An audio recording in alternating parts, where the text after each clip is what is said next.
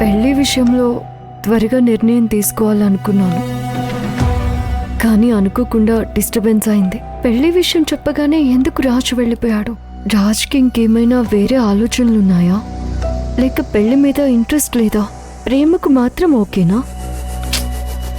అసలు అలా హడావిడిగా వెళ్ళిపోవడానికి కారణం ఏంటి? పెళ్లి టాపిక్ మాట్లాడడం ఇష్టం లేకపోవడం వల్లనా?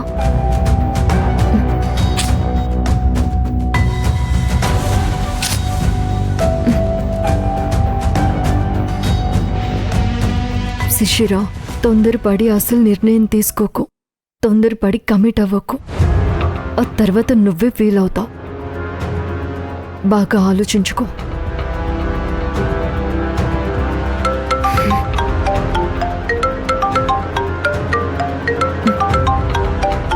అప్పుడేదో కుంటి సాకు చెప్పి వెళ్ళిపోయి ఇప్పుడు మళ్ళీ కాల్ చేస్తున్నాడు. నీకు చెప్పకుండా వెళ్ళానని ఫీల్ అవుతున్నావా శిశిరా? సైట్లో ఏదో ప్రాబ్లం ఉందంటే అర్జెంటుగా వెళ్ళాను. దానికి నువ్వు ఫీల్ అవుతున్నావా?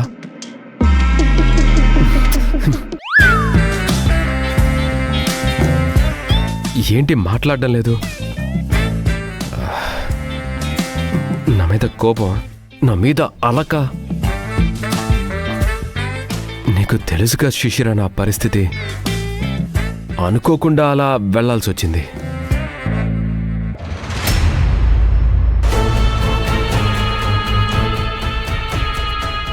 చూసావా ఎంత బలుపు? పిల్లలన్నాక పడక, ఆడపిల్లలన్నాక అలక కామనే కదా. ఆ విషయంలో పనులవో. ఆడపిల్లలంటే ఇలాగే ఉంటుంది. వాళ్ళకేం చేసినా సంతృప్తి ఉండదు. మనం ఎంత చెప్పినా వినే మనస్తత్వం కాదు శిశిరది. నచ్చింది జరగకపోతే తట్టుకోలేదు. మళ్ళీ ట్రై చేయాది బాయ్.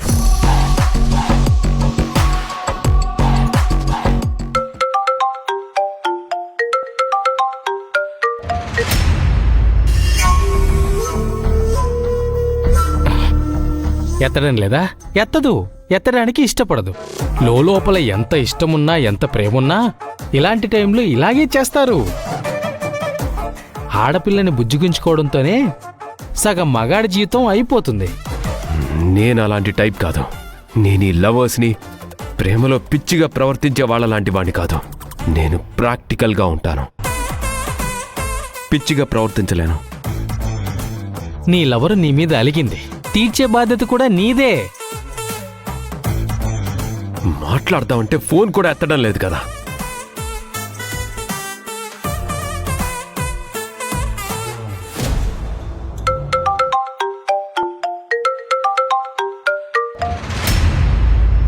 ఎత్తట్లేదు. ఎవరి కాల్సు ఎత్తడం లేదంటే బాగా బీభత్సమైన అలకలో ఉందన్నమాట. పెళ్లి విషయం మాట్లాడదాం అనుకుంటే ఇలా అయ్యిందేంటి? ఒక పని చేసి శిష్య, నువ్వే నేరుగా ఇంటికి వెళ్ళిపో. ఏ ఇంటికి?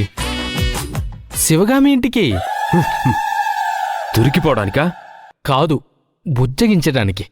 నేను వెళ్ళను. వెళ్ళాలి. వెళ్ళను. వెళ్ళాలి. వెళ్ళను. వెళ్ళు శిష్య. వెళ్ళను.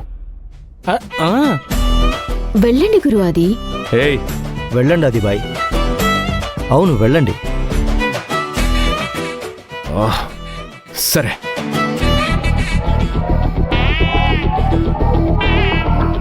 ఇప్పుడు ఉంటుంది ముసళ్ళ పండుగ.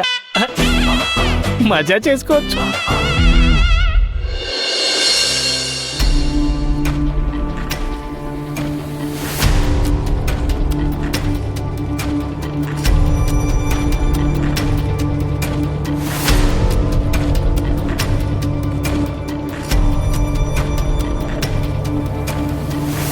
అక్క,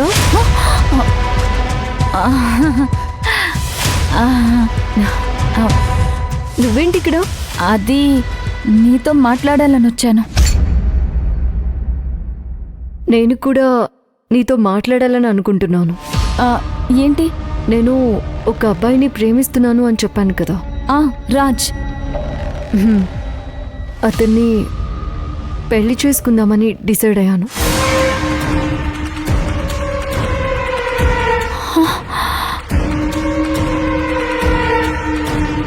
అతనితో కానీ అతని తరపున వాళ్లతో కానీ మాట్లాడలేదు కదమ్మా.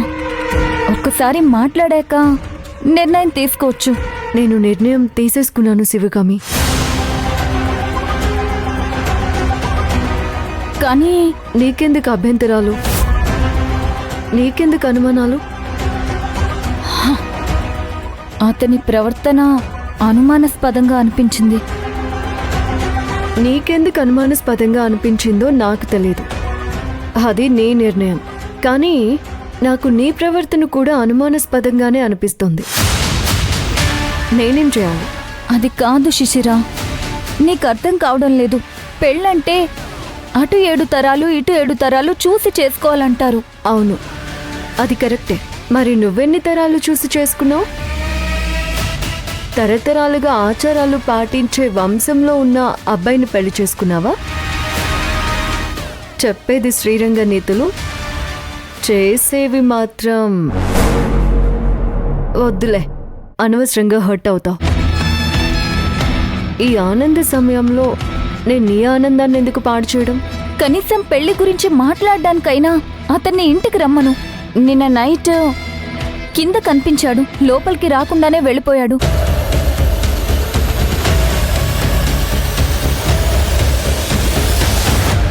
ఐదు నిమిషాలు స్పెండ్ చేస్తే ఏంటి సమస్య? నువ్వు ఎక్కువగా ఆలోచించకు శివగామి. నేను పెళ్లికి రెడీ అవుతున్నాను. త్వరలోనే మంచి ముహూర్తం చూసి పెళ్లి చేసుకుంటాను. You just be prepare for that. నీ పెళ్లిని ఆపాలన్న ఉద్దేశం కానీ ఆలోచన కానీ నాకు లేదు. నా కన్సర్న్ అల్లా ఆ అబ్బాయితో మేం మాట్లాడాలి, అంతే. అవన్నీ తర్వాత. ముందు నాకు పెళ్ళైన తర్వాత నా ఆస్తి ఎలా నాకు ట్రాన్స్ఫర్ చేయాలో ఆ పనులు చూడు. అవన్నీ ఏర్పాట్లు నేను చేసే ఉంచాను. నాకు ఆ ప్రొసీజర్ దగ్గర కూడా మళ్ళీ తేడా రాకూడదు. ఎక్కడ లేట్ అవ్వకూడదు. అంత పర్ఫెక్ట్గా జరిగిపోవాలి. అంతా పర్ఫెక్ట్గానే జరుగుతుంది. కావాల్సిన ఏర్పాట్లన్నీ సరిగ్గానే చేస్తున్నాం. ఆ విషయంలో నువ్వు ఏం వరి అవ్వాల్సిన పనిలేదు. గుడ్. నా మాట విని ఒక్కసారి అతన్ని కలవనివ్వు. నేను మాట్లాడతాను, ప్లీజ్. సరే, అతనితో మాట్లాడి టైం ఇస్తాడేమో కనుక్కుంటాం. అతను చాలా బిజీ. చాలా బిజినెస్లున్నాయి. అలాగే, అతను చెప్పిన టైంకే కలుద్దాం. No problem. శివగామి, ఇంకొకసారి పర్మిషన్ లేకుండా ఇలా లోపలికి రాకు. నాకు నచ్చదు.